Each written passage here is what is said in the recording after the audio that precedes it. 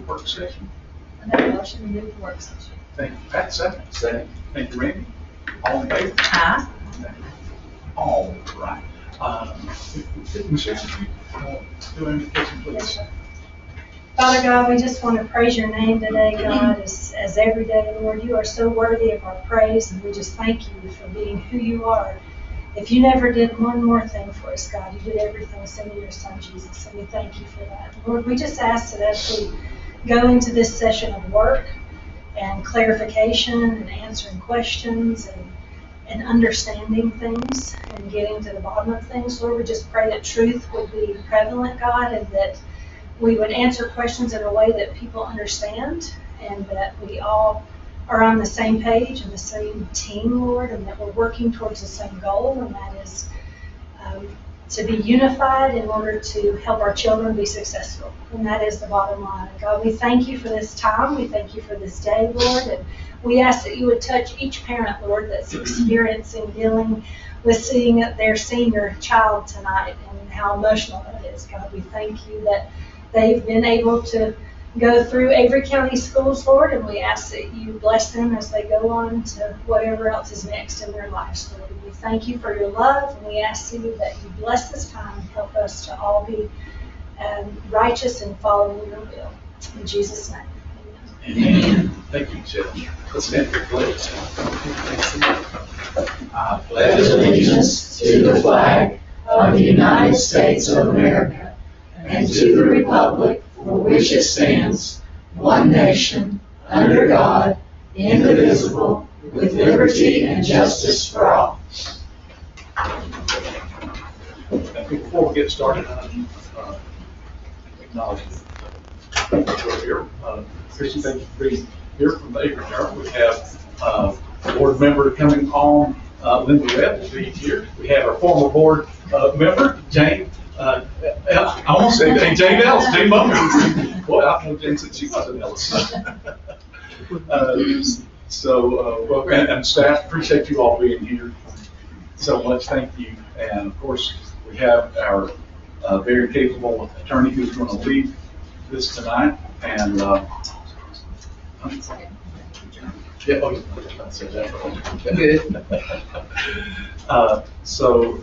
tonight we are here again to answer questions that a lot of these, most of these, if not all of these, we've answered before, but they tend to keep recycling. So we're going to answer these questions and concerns, and hope everyone will be receptive to it, because we're going to share truth tonight. And as Michelle prayed, thank you for that prayer. And that's what we do, is seek the truth here, and we hope everybody else will do the same while we're seeking to do that. That everybody, as you said, would get on board, and we would be all looking for the same goal, which is to help our children. So with that said, I'm going to be quiet unless another board member would like to say anything else. And Chris Campbell, our very capable attorney, is here to lead us. And Chris, we appreciate you being here to help guide us through this process. And I'll let you take the floor. Very good. Good evening, board members. Good to see everyone. And I understand we have a hard graduation stop, so we need to be finished certainly by 5 o'clock, and I don't see any reason why we can't be finished by 5 o'clock. So I want to thank, first of all, the board members, the administration, everybody for having this session and working hard to bring issues together so that we could have this discussion this afternoon. I think it helps to kind of lay the groundwork before we begin to kind of talk about where we've been and the reason that we are here today.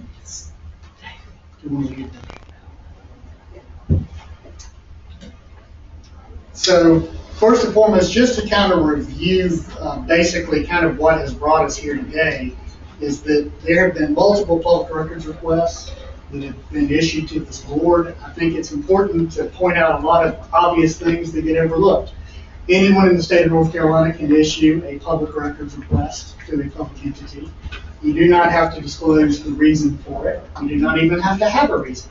The public records law is clearly designed so that if I want to see a specific item, like the budget from a particular year or a particular contract, I can come to the central office, ask for that particular item, review it, have a copy made, and have a copy for myself at that point. The public records law is not as clear on if I come here and say, well, I would like documents that relate to the following information and the following issues. Certainly the law talks about if there's an extensive use of staff time to research documents, pull documents together, that you can actually charge the requester for those particular documents. So first and foremost, I want to point out, really more so for the public than the board, that it has been the approach of this administration to not charge any staff time, to review documents, to look into requests, to put documents together for the protection so that there could be information when the public wants it that is responded to. And as you'll see in a minute, it's not been insignificant the time that's been spent in doing that. So that's, point number one, is that a lot of time and effort has gone into producing documents and responding to these issues. The other thing I want to point out at the very beginning is I know this board takes its statutory and legal obligations very seriously. I do as well as board attorney, and to date there has been no misconduct. There's been no statutory violations or wrongdoing that's been identified at any particular time. And I think that bears repeating over and over again. I will make some comments that you could say are editorial, but I think they're germane to what we're here to talk about today. And that is, first and foremost, the easiest job in the world is to criticize the job that someone else is doing. It's the easiest thing in the world to do, especially as a Monday morning quarterback, and saying, well, you could have done that, or you should have done that, or why didn't you do that? But when everything asked has a legitimate, rational, reasonable explanation, that is the explanation.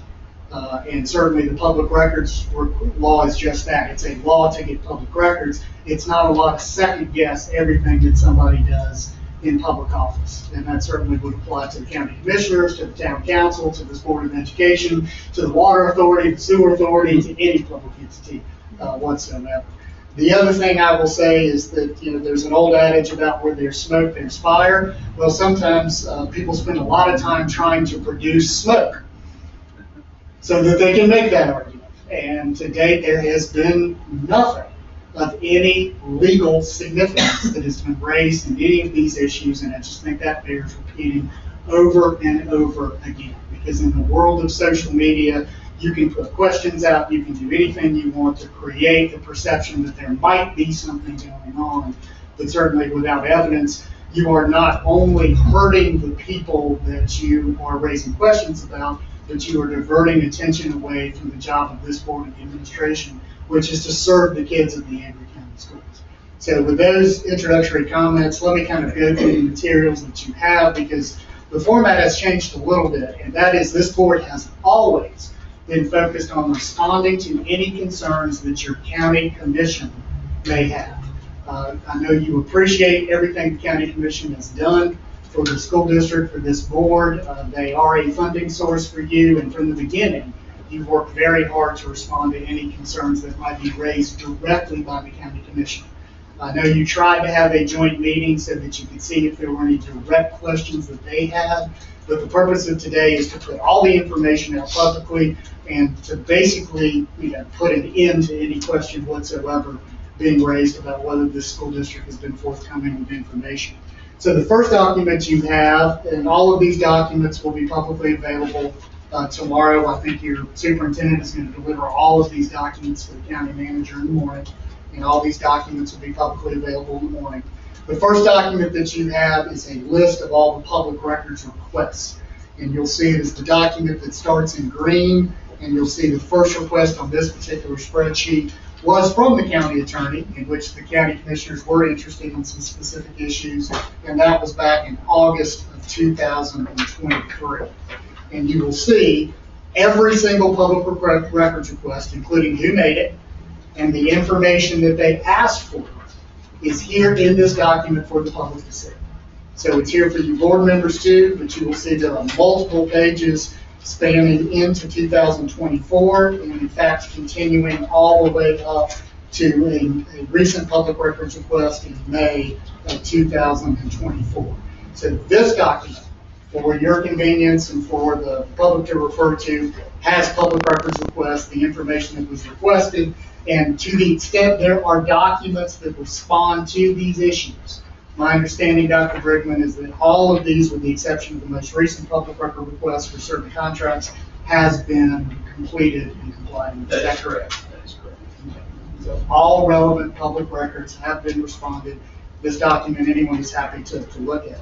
At the bottom, you will see a very rough estimate of two things. First of all, the number of pages that were produced in response to all these public records requests, and the approximate total is 13,076 pages of documents that have been produced in response to all of these requests. And the staff estimated the time that they spent, and I have a feeling that this is a low estimate, not a high estimate, but the staff estimated, especially the finance officer, that there was in excess of 100 hours, or over 2 weeks worth of work that wasn't done for the school district, that wasn't done for schools, that wasn't done for children, that wasn't done for education, because it was responding to all of these public records requests, which is fine, which is the job of your administration. But I think, again, we get to a point where questions being raised with no proof of any misconduct, any illegality, it starts to beg the question, why are we continuing to divert these public servants from the job that they have to do, which is to serve the kids of the Avery County school system.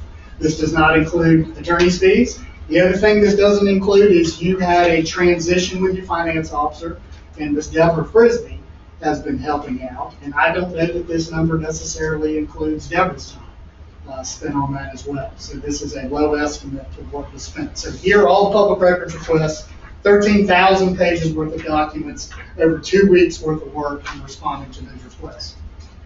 The next document you have is a summary of questions or issues raised throughout this process.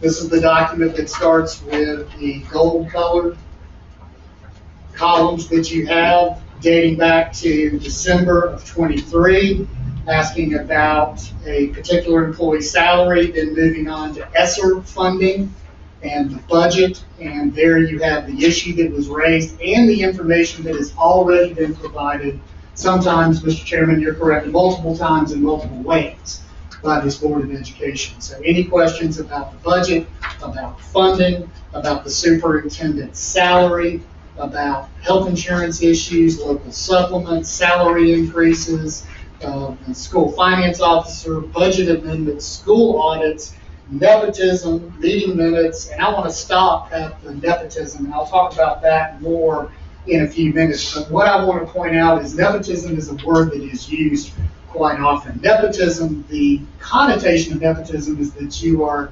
hiring a family member, having that family member have special benefits, having that family member supervised by another family member, illegal nepotism. It is a fact of life all across the United States of America that multiple family members work for the same public institutions. In fact, nowhere is that more true than in public education. I don't know how many times we have to say it in public meeting, educators fall in love. But educators get jobs in the same school district. In fact, one of the things I'll cover a little bit later is it is so prevalent with superintendents that the General Assembly passed a law to make it clear that the wife of the superintendent could work for the school district. But that was not a violation of law. That was a specific amendment by the General Assembly of the state of North Carolina. So again, it is child's play to point out that multiple family members are employed by the same school district. You could walk out this door and do that, and a lot of school districts, especially, again, it doesn't take a law degree or a college degree or anything else to understand that in a small community, it is more likely that family members are going to work for the same employers, the same institutions, and that is certainly true for the school district. And I think Mr. Young did a great job of talking about the history of family members working for the Avery County Schools. So the issue with nepotism is more, did the board know about it? Was it disclosed to the board? Was the person qualified? Did they have the credentials? Did they have the education? And are they doing a good job? And all of those questions have been answered. All of those questions have been answered, and I'll circle back to some of that a little bit later. But all of that was responded to, and yes, this board did follow those procedures. I think one of the only recommendations from a third party to come out of this with anybody was just an individual is, well, you may want more in your minutes. Well, I don't disagree with that. I don't disagree with that. Show me somebody who can't do something better, and I'll show you somebody who's not working. So I think, are there things that we could do better in terms of minutes or policies and other things? Sure. And your administration has been looking at that. We've been talking about that throughout this process. So in hiring family members, being more transparent about that in minutes and other ways at board members, meetings is probably a good idea. At the time certain family members had been hired and everybody knew it and there was no one in the audience except for a couple of educators, there was no reason to be more explicit about it. But that certainly is a comment, is a suggestion that I think has been taken to heart. But no, there is no illegal nepotism in the Avery County Schools. Salaries, that information has been responded to multiple times. The school budget is the most complicated local government budget in North Carolina. School budgets are 85 to 90% personnel and personnel benefits.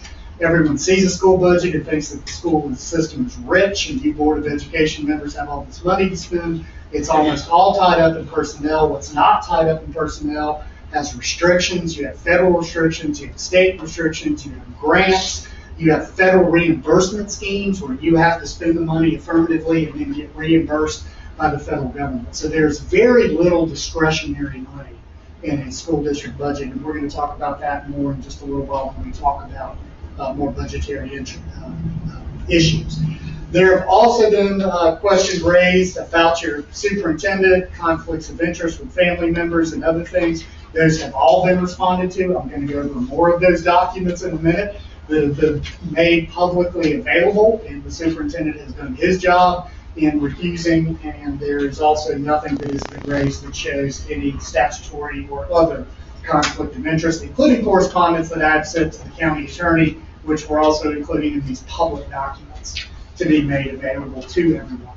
So without the county commissioners here, and that's not a criticism, but without them here to tell this board what specific issues they may want further information about, my recommendation is simply that these all documents be made publicly available. They answer all the questions. If the county has additional questions, they're certainly free to pose those to the Board of Education. This is an exhaustive document that goes through all of the information that has already been provided.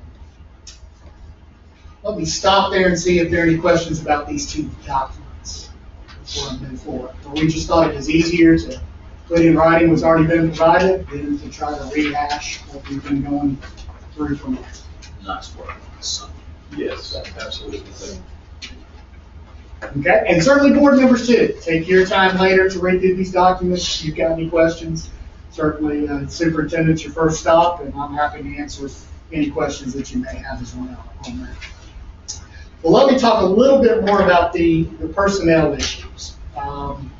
And there is a memorandum that is part of these documents. Again, it's going to be made public tomorrow. It will also be provided to the county commission. And it goes through some of the specific employee issues. But in consultation with these employees, in consultation with your administration, there has been nothing raised of illegality or misconduct by any of these employees. And to feel like they have to be defended in a public board meeting when they have done nothing wrong is offensive. So we are not going to go through the qualifications of these employees. We're not going to talk about the decision to hire them and the qualifications. The process was followed. Things were advertised. There were committees. These folks were hired legitimately. They are highly qualified to do the job they're doing. To my knowledge, no one has ever raised an issue that they're not doing their job, that they're not providing good service for the children of Avery County. So this document, with their permission, is available to the county commission and the public tomorrow to read through. It does address those questions. But we are not going to spend time in a public meeting talking about individual employees when they've done nothing wrong. That would not be fair to those individual employees. But with that said, let me go through what the beginning part of the memorandum says, because I think it's important. This memorandum is being issued to address questions that have been raised simply to cast doubt on whether or not, and this is a memorandum from your chair as board sponsor, to simply cast doubt on whether there's been misconduct in the Averill County Schools with regards to the employment of specific staff. Implying that employment of qualified family members in the same school district is somehow evidence of wrongdoing is ludicrous and offensive to these dedicated school employees serving the children of Averill County. As was recently discussed in an open session school board meeting by County Commissioner Woody Young, family members, relatives, and spouses have historically worked together in public schools. This has been the case repeatedly in Avery County for decades. Moreover, it is a fact that educators often marry one another and their children follow their parents into the calling of public education. In fact, the practice of superintendent spouses working in the same school district is so common statewide that the legislature amended the state law in 2018 to make it clear that the spouse of a superintendent could work for a public school district without creating a conflict of interest. And you have the statutory side. In addition, a question was raised regarding illegal nepotism and hiring practices during public comment at a school board meeting, and the unsupported allegations were addressed in public at a subsequent school board meeting in December of 2023, and further addressed in a letter from Mr. Campbell, school board attorney, to the county attorney dated December 20th, 2023. And that letter from me to Michelle Poore will always also be part of these public documents. The Avery County Board of Education has followed state law and policy requirements in hiring. Since December of 2023, the Board of Education has used attrition rather than employee separations to keep local people employed and reduce personnel costs by over $1 million. But this approach is not sustainable. If the Board of Education's funding request to the county commissioners for FY 24-25 is not granted, the school board will need to examine ways to reduce expenditures, including possible reductions in current personnel at all levels in relation to current needs. And I will go into the finances of this and the attrition and the transfers and all of those issues that have been raised in a few minutes of a separate PowerPoint. The following employees agreed to have their information regarding their employment made public to address any questions of illegality or impropriety. The Board of Education will not respond further to baseless attacks on the integrity of these valued employees. In addition, this memorandum addresses the employment of Ms. Ashley Springs through an arrangement with NCDPI and the Board of Education's decision to grant Dr. Brigman a one-year additional extension on his current contract as superintendent. So again, I'm not going to address the facts on the individual employees. That's there for folks to look at in the county commissioners. However, I will address the last two. Paragraph number 5 deals with Ashley Springs, who is a DPI consultant. My understanding is this was explained when a question was raised about who is Ashley Springs and is she a phantom person on your payroll.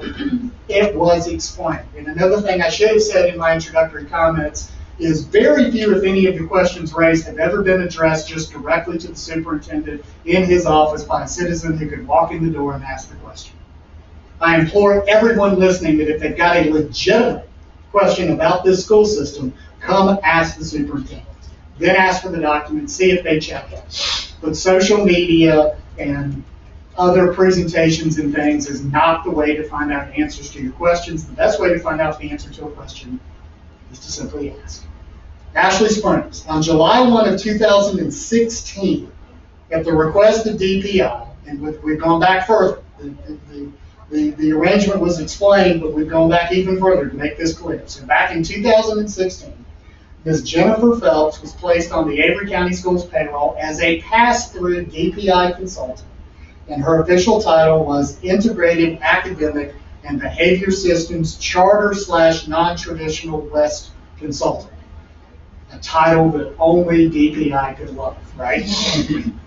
Ms. Phelps resigned from that position in July 14 of 21, and on August 16 of 21, Angela Goodwin Bates with DPI contacted Jeffrey James, the finance officer at the time, to notify him that she was working to secure a replacement for Ms. Phelps in this DPI consultant role.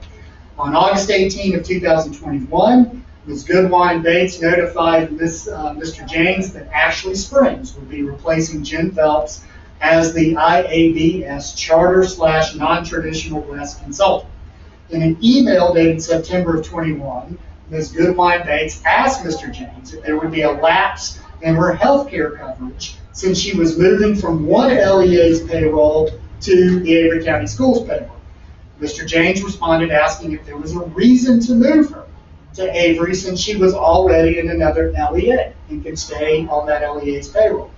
He noted it would be easier for the current LEA to remain her LEA for purposes of pass-through funding.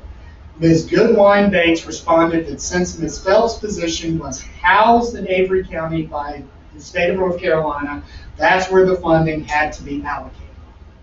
Dr. House spoke with Ms. Springs directly, who confirmed that yes, she's a DPI consultant who works with charter schools and non-traditional schools in the Western region and across the state. In addition, I spoke directly with Allison Schaefer, who is the attorney for the State Board of Education and the North Carolina Department of Public Instruction, and Ms. Schaefer confirmed this arrangement and confirmed that this arrangement happens other places throughout the state. It's a source of funding that they need to funnel through local school districts, and that is the arrangement. The Avery County Schools does not evaluate Ms. Springs, and she does not receive the 3% local supplement since she does not meet this board's requirements for a local school employee. So that is the answer to the mystery of Ms. Ashley Springs. The next issue is the contract renewal of Dr. Brigman. We have gone through the public records request, we've gone through the information that's been raised, we've gone through all the responses from this board. To date, the motivation for all of these requests from individuals outside of Avery County with no connection to Avery County, in many cases, is unknown. To date, no misconduct has been identified. To the contrary, the Board of Education evaluated the performance of Dr. Brigman beginning in December of 2023 and determined that he and senior staff have provided exemplary leadership of ACS during a very crucial period in the school's history. The board began a review of Dr. Brigman's contract in December of 2023 as well. Dr. Brigman will be the first to emphasize that the success of an organization like ACS is based on the hard work of everyone. However, the leadership is crucial, and information below is a partial snapshot from Dr. Brigman's summer 2023 review. He will be reviewed again by this Board of Education in the summer of 2024. So he is reviewed, his performance is reviewed each year. There are multiple issues that I am not going to read through because it's an entire page of initiatives, cooperative arrangements, different things that have happened under Dr. Brigman's leadership that the board specifically reviewed and spent time reviewing in reviewing his performance and deciding about his contract. So this was a process that started a long time ago. It happens every year, every summer with an evaluation of performance. Following his evaluation, the board elected to extend Dr. Brigman's contract and provide the district with stability in the leadership role of superintendent. The decision was lawful and made by the Board of Education in the best interest of Avery County Schools. Dr. Brigman has 32 years of experience as an educator. 22 of those are as a superintendent, making him currently the most experienced superintendent in the state of North Carolina. He was fully interviewed and vetted when employed by the Board of Education. Currently, the average amount of experience of a superintendent in the state of North Carolina is only 4 years in that role. Of the 116 superintendent positions in North Carolina, only approximately 14 of those have more than 12 years of experience, and approximately 78 of the sitting superintendents have 5 years or less as experience as a superintendent. I think it's safe to say you can survive longer as a football coach than you can as a superintendent in the state of North Carolina. Avery County Schools is fortunate to have a superintendent with that significant amount of experience. Again, this is a memorandum from John Green, board spokesperson. So that addresses those issues as well. I will stop before we talk about the budget and fiscal issues and see if there are any questions from the board at this point. That was a fantastic summer. Thank you, Chris, for being able to articulate that. Well, and I want to emphasize one last thing real quick, because I don't think it can be said enough. This is not about Dr. Brigman personally or the employees personally that questions have been raised about.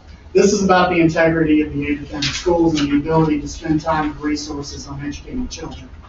I took an oath and take it very seriously that if evidence of misconduct is brought to my attention, that I, as board attorney, will act on that, we'll look into that further, we'll consult with this board. And I feel like I have done that. I also feel like the board has been very careful to review the information and to analyze the information, to making decisions and other things as well. So today is not about defending anyone in their individual capacity. Today is about pointing out that there has been no evidence of any misconduct or wrongdoing and to protect the integrity of the Acboe County schools. And in my opinion, that's what today is. Chris, if I could just add one thing, we depend on Chris a lot. If there's anything that comes up, and he is always available, he will get back to us quickly. All the legal staff at Campbell Shatley have been very responsive, and we seek his advice because Chris is the most respected, in my opinion, and probably most other people's most respected school attorney in the state of North Carolina, and we appreciate that, and we do heavily depend on that. We don't just do things off the cuff or fly by the seat of our pants. All of anything of significance, we will run by Chris and his team, and we have always gotten sound advice. And if we have a suggestion that may be going off the track or out of line, he'll pull us back and say, nope, here's what you need to do. And I mean, we have experienced superintendent, but we also have an experienced attorney that knows school law inside and out. And that's why we have him as our attorney, because he helps clarify so many things for us, and we appreciate that out of you, Chris. So thank you. Sorry, I just wanted to add that in there, that we do consult you on a lot of things. Anything of significance, we are going to get that legal advice on. Quick question, just to clarify for me. Yes. Miss Ashley Springs, it's not expected in her duties that she would serve Acboe County schools in any way, correct? That is correct. Only non-traditional. Her job is to serve non-traditional public schools and charter schools. So the money that is the pass-through comes from the state. Right. And pass-throughs are allocated to It's her. not local funds. It is not what, it's state money paid to a state consultant for a state job, and because of the way the grant You just got to monies show it on work. paper. Correct, because of the way the grant monies work, we've been told by DPI that they need to funnel that through local school districts. They do it other places, and we want to be good neighbors with the state and the community. And that has been shared in the public records request, the salary that's come from DPI. No, we've never seen her. Supposed to cost more. So she is not Snuffleupagus, she is a state consultant doing a state job paid for with state dollars. Like we did the Please. contract? Okay, please, thank you, Chris. Way to advance, so otherwise I can just, you can do it, okay. So, board members, again, a lot of questions have been raised about your budget and the hiring of personnel and how you're going to spend money on personnel and decisions you've made about personnel in relation to the budget. I don't think you can understand the responses that have already been given in these documents to those questions if you don't understand the budget, the school budget as a whole. And the school budget is a very complicated thing. So this is a review of a lot of those funding and budget issues. Again, this is also something that your superintendent will share with the county manager. And I think it's the hope of your superintendent, and I know you board members, that there can continue to be some discussions with your county commissioners before they make any final decisions. So we wanted to do two things. One, respond to the issues that have been raised, but also put it into a context that members of the public, parents, and especially the county commissioners can see what you've done to address the budget issues and why you are at such a critical juncture right now with the school budget. Again, this is not about you school board members, this is not about the superintendent, this is about the students and the teachers and being able to provide resources and people to serve these students. So across all funding sources, federal, state, and local, employee salaries and benefits to employ local people here in Avery County account for 81% of your total expenses. Okay? Due to, number one, the end of ESSER funding. Number two, uncontrollable increases from the state for health insurance and retirement costs. Decreasing state funding due to lower enrollment, which is something we are seeing throughout Western North Carolina, because every year fewer families with children can afford to buy houses in Western North Carolina. And it's very sad, but it is a trend that we are seeing in our law practice across the western part of the state as housing costs and the cost of living continues to skyrocket. It is very difficult for families with young children to come here or stay here in relation to costs. Depletion of one-time funding from fund balance, and we'll go over that in detail.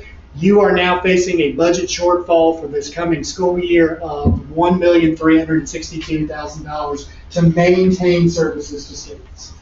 Next slide.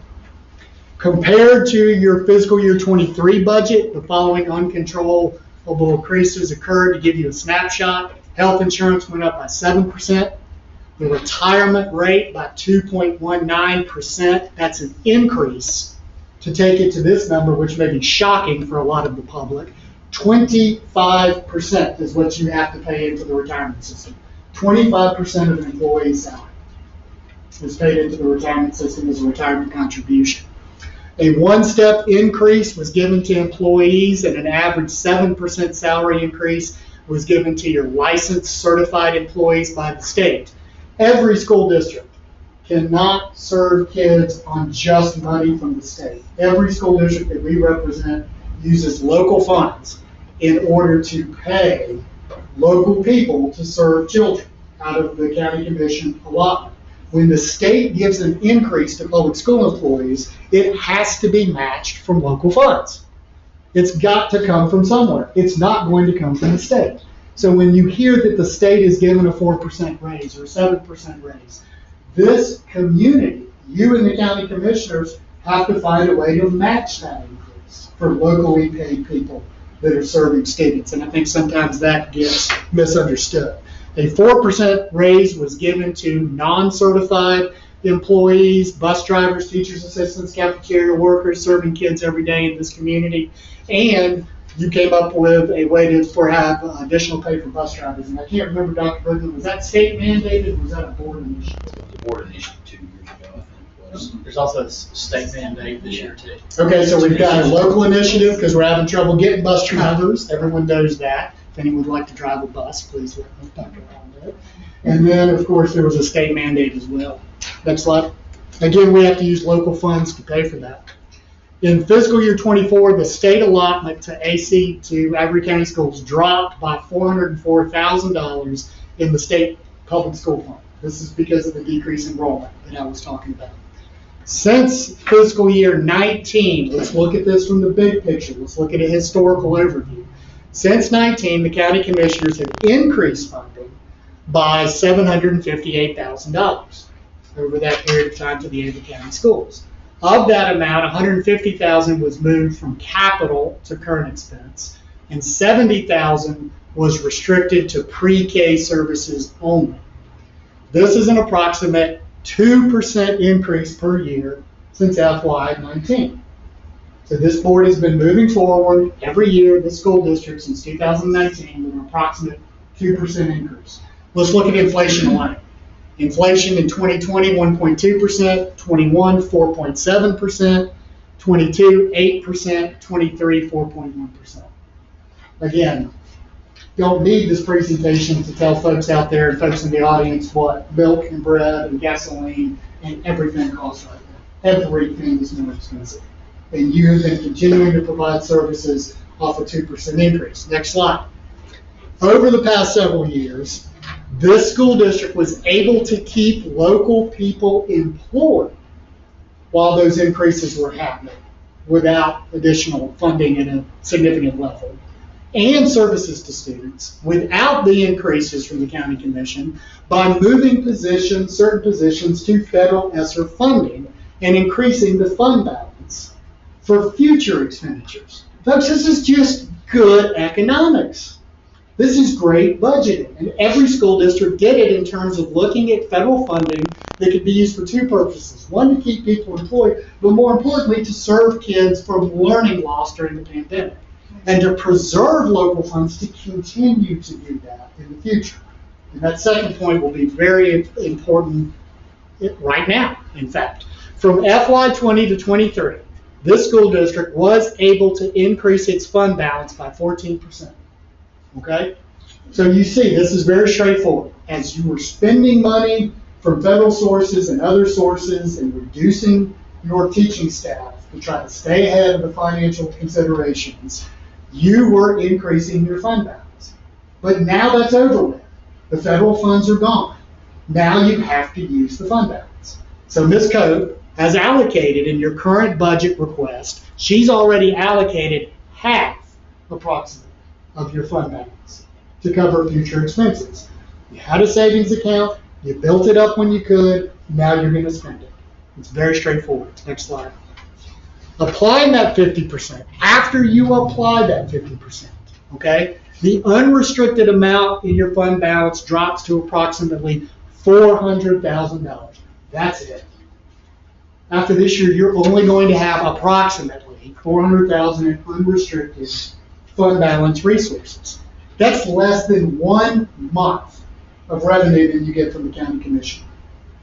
Think about your own savings account at home and trying to put money away in a savings account to cover expenses if something were to happen to your family. You have less than 1 month of the county portion of that that's going to be left in your fund balance. It's not sustainable. It is not a source of money that can legitimately be used to pay people into the future. It's one-time money to begin with, and it's already less than 1 month of what you get from the county commission. The school board must have fund balance because unforeseen, unanticipated things happen. And then most people don't know this. A huge reason for fund balance is cash flow. I mentioned earlier that there are federal grants where you must spend the money first and then get reimbursed by the federal government. Okay? You've got to pay people before you get your monthly allotments from the county commissioners every month. Cash flow. You need to be able to pay debts for revenues that you might get a month or two later. It's simply trying to make the money work. And every finance officer that I've ever worked with has drilled into me that fund balance is essential for any governmental institution for cash flow reasons, so that you can keep the money flowing when you're waiting on revenues that haven't been paid in yet. By comparison, the county has a fund balance of $31 million, which is 90% of their total general fund. And again, nothing in this presentation is casting aspersion or any criticisms against the county commission. The county commission knew that you were using federal funds, as my understanding, to try to pay folks. The county commission, at least the county manager, knew you were trying to build up your fund balance. That was all known. But folks, we can't do that anymore. We're at the end of all that now. That's what makes today different than last year and the year before and the year before that. Next slide. Since December of 2023, Avery County Schools has been able to reduce payroll by over $1 million without letting local people go, without firing local citizens of Avery County, by reducing positions, by not backfilling positions as they became vacant when possible, through combinations, through transfers, through all the other things that you're able to do. But this is not sustainable for the future. More revenue is needed to pay local people to continue to educate children. Next slide. For the coming fiscal year, 24-25, the Avery County Board of Education has requested $859,088, is my understanding, to address the budget shortfall. If that amount is not appropriated, then the school board will have to come back and consider the following: reductions in additional teaching personnel, reductions in school staff support, cuts in educational programming, school consolidation, bus routes eliminations. Again, the list is obvious. If you don't have the money to continue to provide the current level of resources and programming for students, then you have to start actually looking at real people, real programs, real dollars to reduce your budget. So those are things that the board will have to look at if your budget request is not able to be met. Next slide. All employees are hired to serve the Avery County schools. Although employees are not hired for a specific school, the administration strives to use voluntary transfers when possible. However, when reductions in local, state, and federal revenues necessitate budget reductions, all school districts look to transfers to reduce costs. Using the cost-reducing measures discussed in this presentation, out of a staff of over 330 employees, this school district is estimating right now that only 9 employees will have to be transferred. 9 out of over 330. That's less, or approximately 2% of your workforce. So you can see the big picture is through use of federal dollars, through the use of building up fund balance, by now applying that fund balance, through attrition rather than actual terminations or non-renewals of employees, you've been able to reduce without reducing services to students. But you've now reached the end of that. You cannot continue to do that because you simply don't have the revenues that are available. And every school district hires employees in multiple ways. Sometimes employees are hired for a temporary period of time based on a grant. You're told at the beginning, we've got 2 years. We might be able to keep you employed after 2 years. We might not. And folks will say, well, thank you, I'll take the job. And I know that for 2 years, my employment is safe. We can move people to federal sources of money. For example, if what you're doing qualified as COVID relief functions, you could be paid out of federal funds. That then freed up state funds or local funds to pay someone else. It's not an illegal shell game. It's a very difficult game of aligning people with pots of money. And that's what you have been doing. So every position in this school district will have to be looked at once your budget is finalized. That was true 3 years ago, 2 years ago. It's true this year. It will be true next year and the year after that. And does that include employees that are family members of other board employees or might be family members of board members? Yes, everything is going to have to be looked at in terms of where can we pay from, what are the available sources of money, who has an existing contract, who doesn't. That is something that every school district does every single year. So the criticism or the question of, well, why didn't you think of this 3 years ago? It was thought about 3 years ago, but you don't make decisions about what you're going to do in 3 years about every single employee in a public school district because you can't. You don't know what your available funding is going to be. You don't know what your revenues are going to be. And employees take jobs knowing that their funding source may be restricted or limited in a year or two. So you are doing right now, from my perspective, everything that you should be doing as a Board of Education to decide what revenues you need to maintain current services. And then once you know the revenues that have been made available to you, you will have hard decisions to make. My wife has a wonderful phrase called painfully normal. What you're doing and everything you're doing is normal, but when it comes to dollars, it doesn't change the fact that sometimes it's painful. And that's what you're going to have to look at. So that explains all of these isolated one-off questions about this or that. This was a very intentional process that this school district and this board has been through COVID and after COVID to try to maintain services. And I think the school district has done an exemplary job. Questions of me or Ms. Coe for Superintendent about the financial piece? Well, historically, long before ESSERS, this is what school districts have done, correct? Correct. I remember way back in the 90s, I was paid out of a certain fund because I was a new teacher, and then that was changed to a different fund. For several years, I had to sign a paper because of the funds I was paid out of. And that was to make it work better, to maximize the dollars for the kids of Avery County, is what I thought. Ms. Burnham, you're exactly right. In fact, I'll give you 2 more examples, and you already know this, but the state will pay for someone who's in a position. So you want to put your teachers with the most experience into those state positions to maximize those state dollars. So a local teacher is not paid out of local money as some kind of favor. A local teacher is paid out of local money because it's cheaper, correct? It's cheaper. And the long-time experienced teacher is paid out of state dollars because the state will pay that higher salary.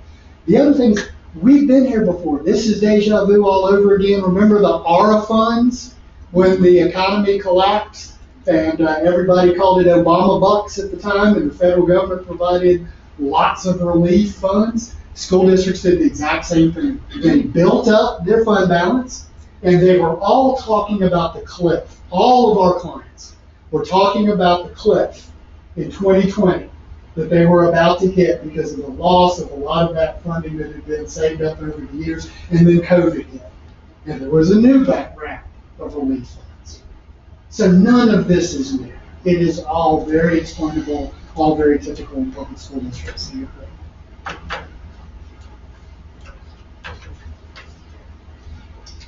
Any other questions or comments for Chris? I want to note I got this done with 6 minutes to spare for graduation. You did. Thanks, board. Appreciate it. Chris, thank you so much for that, for putting that together, and all the staff who worked with you, giving information. Your staff who also worked on this, Chris, it was very important. I mean, it's very eye-opening to anybody who doesn't know you people to us. I mean, it really puts it succinctly, so it's very understandable. And anybody who looks at that's got to look at how complicated a school budget is. So thank you for doing that. Thank you, Faith, for doing that. Thank you, Jane, for when you were a finance officer for doing that same thing. We appreciate that. And this was excellent. I wish the commissioners had been here tonight to be able to see this, but we'll share this information with them. This is all public record. Yes, and all this will be available tomorrow morning to any member of the public that they want copies, hard For our copies. website or copies? And that is up to the school district too. Yeah. Okay. Copies. You can have some conversations that will be public tomorrow. We've also recorded Mr. Kimball's presentation, so we'll put that on our website. That's why he's the best lawyer. Thank you so much. Well, with that, no one has any other questions, comments? Last call. Could I have a motion to adjourn? Make a motion to adjourn. Thank you, Pat. Second. I'll second. Thank you, Kathy. All in favor? Aye. Aye. You back in.